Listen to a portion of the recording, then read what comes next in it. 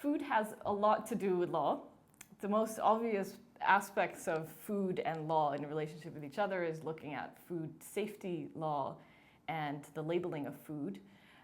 But there are many other areas of law that are relevant when looking at food, and the focus that I study is global food systems. So on a global scale and looking at international law.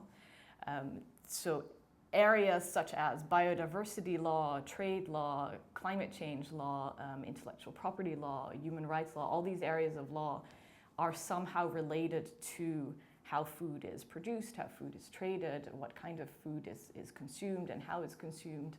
And I think it's very important to take a more holistic view of food and law in order to address issues of food insecurity and hunger, because they're global, complex issues that cannot be addressed only by looking at one area of food and one area of law, or even by looking at one discipline within law, or only at the legal discipline. So I think it's very important to tackle the issues of food by looking at different disciplines, and also including international law and that different areas of international law and how they relate to other disciplines.